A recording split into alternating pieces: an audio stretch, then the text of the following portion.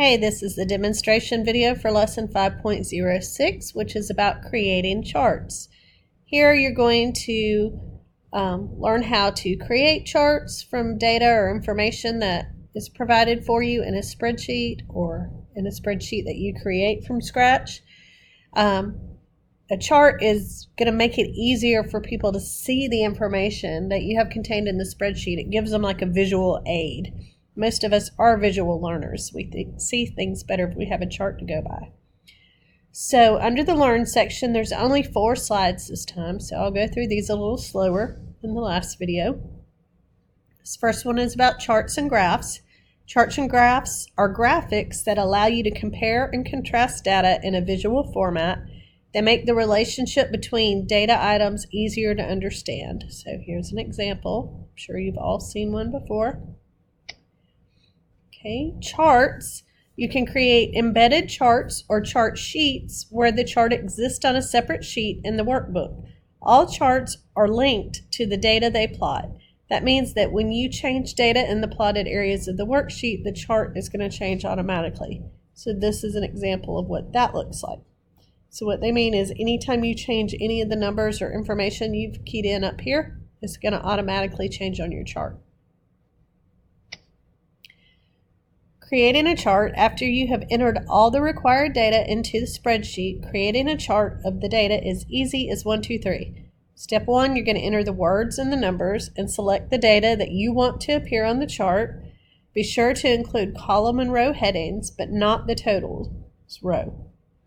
Then you're going to click Insert, and then you're going to choose the type of chart you desire.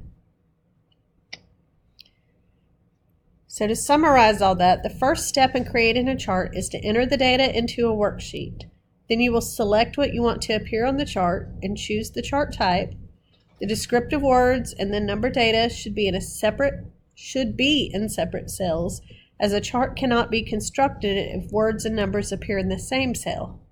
So if there are blank rows or columns separating data to be selected, use the selection method for selecting non-adjacent cells. So you're going to select the row or column and then hold the Control key down while selecting the non-adjacent row or column. After the chart is inserted on the worksheet, its size may need to be adjusted so that all words appear.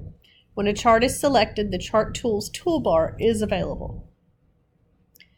This time under Try It, I think you can see it on your side without having to do it with the video. So it just wants you to practice making a sample chart. So you'll be able to do this part on your own. Okay, and then for the task, the first task, there's 2 for this lesson. The first one gives you 3 different links. You'll click on these and it'll take you to a website where you're just going to read for information about pie charts, column charts, and line graphs. So you'll know the difference. And then there's a quiz that you have to take based on those. The second task, you're going to create a spreadsheet, a workbook from scratch. So to do that, you're going to go to this link, which is going to give you information on the top 10, there's a top 10 list. So you can look at TV shows in America and find out the top 10 shows. You're going to create a chart with that information. So for full credit, your chart must contain the correct category and data labels, be on the same spreadsheet in which the data was entered, and have a chart title.